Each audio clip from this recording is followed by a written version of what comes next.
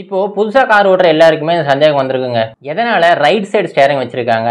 அப்படி இல்லைனா எதனால லெஃப்ட் சைடு ஸ்டீயரிங் வச்சிருக்காங்க? பேசாம மிடில்ல வச்சிருக்கலாம்ல. மிடில்ல வச்சிருந்தாங்கன்னா ரோட வந்து நம்ம பார்க்கறதுக்கு சரியா இருந்திருக்கும். ஓட்டுறதுக்குமே ரொம்ப சுலபமா இருந்திருக்குமே. அதை தவிர்த்துட்டு எதனால ரைட் சைடு வச்சாங்க? இப்போ ரைட் சைடு வச்சதுனால நம்மளுக்கு வந்து லெஃப்ட் சைடு ஜட்ஜ்மெண்ட் சரியா இருக்கிறது இல்ல. இது ஓட்டுறதுக்கு ரொம்ப கஷ்டமா இருக்குதே அப்படிங்கிற சந்தேகம் கண்டிப்பா வந்திருக்கும். இப்போ அந்த சந்தேகத்தெல்லாம் போக்குற மாதிரி டெஸ்லாவோட செமி ட்ரக் வந்து மிடில்ல ஸ்டீயரிங் வச்சு அறிமுகப்படுத்தியிருக்காங்க.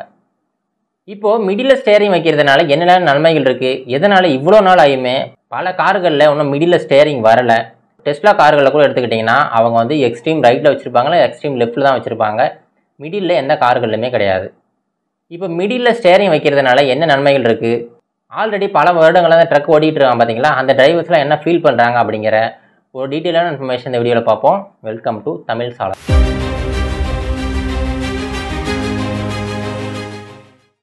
இப்போது சென்டரில் ஸ்டீயரிங் எதனால் வந்துச்சு அப்படிங்கிறத பார்க்கறதுக்கு முன்னாடி முதல்ல எதனால் இந்த எக்ஸ்ட்ரீம் ரைட்டில் இல்லை எக்ஸ்ட்ரீம் லெஃப்ட்டில் ஸ்டீயரிங் வச்சாங்க அப்படிங்கிறத பார்ப்பாங்க. இந்த காரணங்கள் கார்கள்லாம் வர்றதுக்கு முன்னாடியே ஆரம்பிச்சிருச்சுங்க. இப்போ இந்திய சாலைகளில் பார்த்தீங்கன்னா நம்ம வந்து லெஃப்ட் சைடில் டிரைவ் பண்ணி போயிட்டு இருப்போம். அதனால் ரைட் சைடில் வந்து டிரைவரை உட்கார வச்சுருப்போம். அதே மாதிரி அமெரிக்காவிலலாம் பார்த்தீங்கன்னா அவங்க வந்து ரைட் சைடில் டிரைவ் பண்ணி போயிட்டு இருப்பாங்க. அதனால் அவங்க வந்து ஸ்டீயரிங்கை லெஃப்ட் சைடில் வச்சுருக்காங்க. இப்போ கார்கள்லாம் வரதுக்கு முன்னாடி ஆரம்பிச்சிருச்சு சொன்னோம் பார்த்தீங்களா, அது என்னென்னா கார்கள்லாம் வரதுக்கு முன்னாடி குதிரைகளை தான் பயன்படுத்திக்கிட்டு இருந்தோம். இப்போ உலக அளவில் பல மக்கள் பார்த்தீங்கன்னா எல்லாருமே ரைட் ஹேண்டராக தான் இருப்பாங்க. அவங்களுடைய பவர்ஃபுல் ஹேண்ட் வந்து ரைட் ஹேண்டாக தான் இருக்கும். ரைட் ஹேண்டை தான் வந்து எல்லா வேலைகளுமே பயன்படுத்துவாங்க. இப்போ ஒரு குதிரையை எடுத்துங்க, அந்த குதிரையில் அந்த ரைட் ஹேண்டட் பீப்புள் ஏறணும் அப்படின்னா கண்டிப்பாக அவங்க ரைட் ஹேண்டை வந்து அந்த சேடல் இருக்கும் பார்த்தீங்களா, அது மேலே பிடிச்சி தான் ஏற முடியும். அப்படி ஏறணும் அப்படின்னா அந்த மனிதர் அந்த குதிரையோட இடது பக்கம் இருந்தால் தான் அவருக்கு வந்து வசதியாக இருக்கும். இப்போ என்னென்னா அந்த மனிதர் குதிரையோட இடது பக்கம் தான் இறங்குவார், ஏறுவார்.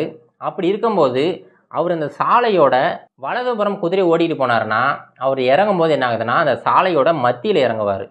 அதே மாதிரி ஏறும்போதுமே சாலையோட மத்தியில் வந்து ஏறுற மாதிரி தான் இருக்கும். இது என்ன ஆகும்னா இந்த பக்கம் வர குதிரைகளுக்கு ரொம்ப இடையூறாக இருந்துச்சு. இதனால் அவங்க என்ன பிளான் போட்டாங்க அப்படின்னா, பேசாமல் எல்லா குதிரைகளையுமே நீங்கள் ஓட்டுறது இல்லாமல் இடதுபுறமாக ஓட்டுங்க.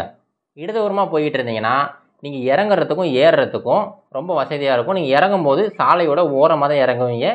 அதே மாதிரி ஏறுறதுமே சாலையோட ஓரத்துலேருந்து ஏறிக்கலாம் அப்படின்னு சொல்லிட்டு ஒரு பிளான் போடுறாங்க. அதனால தான் என்னாச்சுன்னா எல்லாருமே இடதுபுறம் போக பழகினாங்க. இப்போது இடதுபுறம் போகிற அந்த நடைமுறை தான் யூரோப்பியன் கண்ட்ரிஸ் ஃபுல்லாகவே இருந்துச்சு. இது எல்லாமே ஒருத்தரால் மாற்றப்பட்டுச்சு. அவர் யார் அப்படின்னா நெப்போலியன். எல்லாருக்குமே தெரியும் அவர் நெப்போலியன். அவர் ஒரு மாவீரர். அவர் பல நாடுகளை கைப்பற்றி அவருடைய சட்டத்திட்டங்களை அங்கே வந்து பதிய ஆரம்பித்தார். இப்போ நெப்போலியன் என்னென்னா அவர் வந்து ஒரு லெஃப்ட் ஹேண்டர். அவருக்கு வந்து லெஃப்ட் ஹேண்ட் தான் வந்து பவர்ஃபுல்லான ஹேண்டு.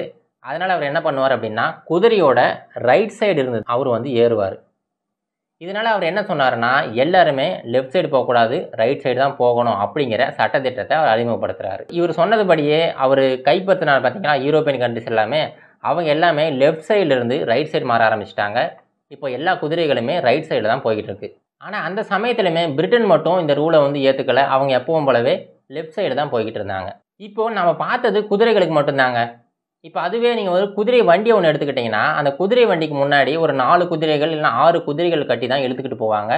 அந்த 4 குதிரைகள் எப்படி இருக்குன்னா முன்னாடி 2 குதிரை இருக்கும், அதுக்கு பின்னாடி 2 குதிரை இருக்கும், அதுக்கு பின்னாடி தான் குதிரை வண்டி இருக்கும். அந்த காலகட்டத்தில் அந்த மனிதர் வந்து குதிரை வண்டியில் உட்கார மாட்டார். அந்த 4 குதிரை இருக்குது பார்த்தீங்களா, அதில் ஏதாவது ஒரு குதிரை மேலே தான் உட்காந்து ஓடிட்டு போவார். இப்போ என்னென்னா எல்லா குதிரை வண்டிகளுமே சாலையோட வலதுபுறம் தான் போய்கிட்டு இருக்கு. யூரோப்பியன் கண்ட்ரிஸ் எல்லாமே வலதுபுறம் போகிறத தான் வந்து ஆதரிச்சிருக்காங்க. இப்போ என்னென்னா அப்படி போய்கிட்டு இருக்கும்போது அந்த மனிதரை அந்த 4 குதிரைகளில் எந்த குதிரை மேலே உட்கார வச்சா சரியாக இருக்கும் அப்படின்னு சொல்லிட்டு யோசிக்கிறாங்க. அவங்க யோசனைப்படி என்னென்னா அந்த 4 குதிரை இருக்குது பார்த்தீங்களா, அதில் லெஃப்ட் சைடில் இருக்கிற 2வது குதிரை. இப்போ என்னென்னா அவரை இந்த 2வது குதிரையில் உட்கார வச்சாங்க பார்த்தீங்களா, அப்படி உட்கார வச்சாதான் அவரால் அவருடைய வலது கையை பயன்படுத்தி அந்த சாட்டையை பயன்படுத்தி அந்த குதிரைகளை கண்ட்ரோல் பண்ண முடியும். இது நல்லபடி தான் போய்கிட்டு இருந்துச்சு. இப்படி போய்கிட்டு இருக்கிறதுனால என்ன ஆகுதுன்னா இப்போது ஆப்போசிட்டில் வர குதிரைகளையும் பார்க்க முடியும், வண்டிகள் சரியாக தான் போய்கிட்டு இருந்துச்சு. அப்போ என்னென்னா ரொம்ப மாடர்னைசேஷன் பண்ணுறாங்க. அந்த சாலைகள் எல்லாமே நல்லபடியாக போட்டு மாடர்னைசேஷன் பண்ணுறாங்க. இதனால் சாலைகளோட ஓரத்தில் இந்த வடிகால்லாம் அமைக்கிறாங்க. இப்போ இதனால் என்னாச்சுன்னா அந்த மனிதர் அந்த வண்டிகளோட இடதுபுறம் இருக்கார், அவரால் வலதுபுறத்தில் இருக்கிற அந்த குதிரை வண்டிகளோட வீல்ஸை வந்து சரியாக பார்க்க முடியறதில்ல. இதனால் பல விபத்துகள் குதிரை வண்டிகள் வந்து அந்த வடிகாலில் இறங்க ஆரம்பிச்சிருச்சு. இப்போ என்னென்னா குதிரை வண்டிகள் வந்து கீழே இறங்குறது ரொம்ப பெரிய ஒரு ஆபத்து. இதுக்கு எல்லாத்தையும் முடிவு பண்ணி பேசாமல் இந்த டிரைவரை தூக்கி வலதுபுறமாக உட்கார வச்சிடலாம் அப்படின்னு முடிவு பண்ணிடுறாங்க. அதன்படி அந்த குதிரை வண்டிகளோட வலதுபுறமாக தான் அந்த டிரைவரை உட்கார வச்சு ஓட்டிக்கிட்டு இருக்காங்க. இந்த நடைமுறை பல காலங்களாக தொடர்ந்துக்கிட்டே இருக்கு. இப்போ குதிரை வண்டிகளுக்கு மாற்றா கார்கள் அறிமுகப்படுத்துகிறாங்க. கார்கள் அறிமுகப்படுத்தின ஸ்டார்டிங் ஸ்டேஜில் பார்த்தீங்கன்னா முதல்ல வந்த கார்கள் எல்லாமே அமெரிக்காவில் கூட பார்த்தீங்கன்னா வலதுபுறம் தான் ஸ்டேரிங் வச்சு அறிமுகப்படுத்துகிறாங்க. இப்போ வலதுபுறம் ஸ்டேரிங் இருக்குது, அதே மாதிரி வண்டிகளுமே வலதுபுறம் தான் போயிட்டு இருக்கு. இதனால் என்ன ஆகுதுன்னா டிரைவர் வந்து எக்ஸ்ட்ரீம் ரைட்டில் உட்காந்துருக்காரு. அவரால் இந்த லெஃப்ட் ஜட்ஜ்மெண்ட், அதாவது லெஃப்ட்டில் வர இந்த வண்டிகளை சரியாக வந்து கணிக்க முடியாமல் அந்த ஹெட் ஆன் கொலிஷன் சொல்லுவாங்க பார்த்தீங்கன்னா, நேருக்கு நேர் மோதுறது.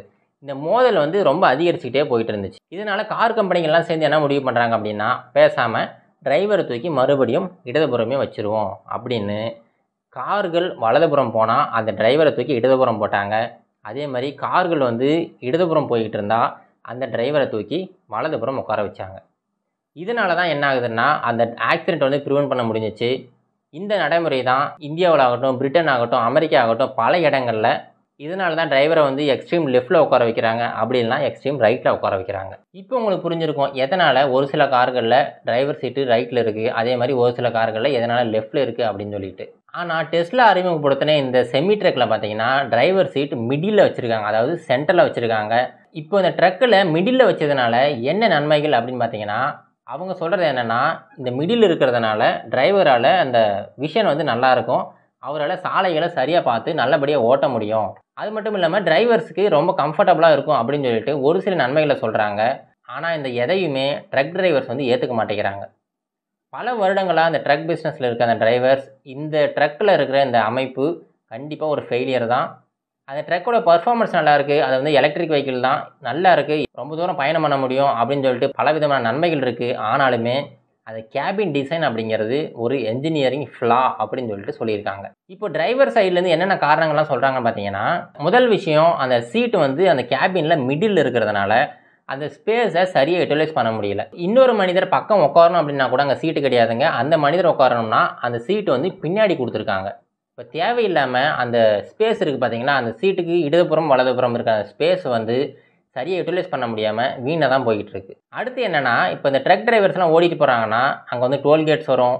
அப்படி இல்லைன்னா அங்கே வந்து ஏதாவது கம்பெனிக்குள்ளே ஒரு இண்டஸ்ட்ரியில் நுழையணும் அப்படின்னா ஒரு சில பேப்பர்ஸ் வந்து அங்கே சப்மிட் பண்ண வேண்டியிருக்கும். இப்போ நாமளே கார் ஓட்டிகிட்டு போகிறோம் அப்படின்னா அந்த டோல்கேட்டில் நம்ம கண்டிப்பாக காசு கொடுத்து அந்த சலான் வாங்குவோம். இல்லைன்னா எங்கேயாவது ஒரு இடத்துல ஏதாவது ஒரு பேப்பர் சப்மிட் பண்ணோம் அப்படின்னா நம்ம அப்படியே சேனலை மட்டும் ஓப்பன் பண்ணி அப்படியே அந்த பேப்பரை கொடுத்துட்டு போவோம். இந்த மாதிரி அவங்களையுமே பண்ண வேண்டிய சூழ்நிலைகள் ஏற்படலாம். ஆனால் அந்த சமயங்களில் இந்த டெஸ்லா ட்ரக்லேருந்து அவங்க எழுந்து வந்து அந்த ட்ரக்கை ஓப்பன் பண்ணி இறங்கி வந்து தான் இந்த ப்ரொசீஜர்லாம் முடிக்க முடியும். ஆனால் பழைய ட்ரக்ஸில் எல்லாமே அந்த விண்டோ கிளாஸை மட்டும் ஓப்பன் பண்ணி அவங்களுடைய ப்ரொசீஜர் எல்லாமே முடிச்சுக்குவாங்க. இது ஒரு பெரிய டிஸ்அட்வான்டேஜாக பார்க்கப்படுது. அடுத்து இன்னொரு முக்கியமான விஷயம் என்னென்னு பார்த்தீங்கன்னா, ட்ரக்கை வந்து ரிவர்ஸ் எடுக்கிறது. இப்போது டிரைவர் வந்து மிடில் உட்காந்துருக்கார் அப்படின்னா அவரால் அந்த ஜன்னல் வழியாக பின்னாடி திரும்பி பார்க்க முடியாது. அவர் வந்து என்னென்னா அந்த கண்ணாடிகளை மட்டும் தான் நம்பிக்கிட்டு இருக்க முடியும். அதே மாதிரி இவங்க உபயோகப்படுத்தியிருக்கிற அந்த கேமராஸை தான் முழுக்க முழுக்க நம்பியிருக்கணும். இப்போ ஒரு கண்ணாடிகளை மட்டும் நம்பி இருந்தாருன்னா நம்ம நார்மலாக பார்க்கும்போது பார்த்தீங்கன்னா இந்த பேரலாக்ஸ் எஃபெக்ட் அப்படின்னு ஒன்று இருக்குங்க. நீங்கள் பார்க்குற ஆங்கிளை பொறுத்தும் அந்த பார்க்குற திசையை பொறுத்துமே அந்த டிஸ்டன்ஸ் வந்து வேறுபாடு இருக்கும். இப்போ வெறும் கண்ணாடியை மட்டும் பார்த்து அவங்க ரிவர்ஸ் எடுத்தாங்க அப்படின்னா அந்த டிஸ்டன்ஸ் வேறுபாடு அவங்களால சரியாக கணிக்க முடியாது.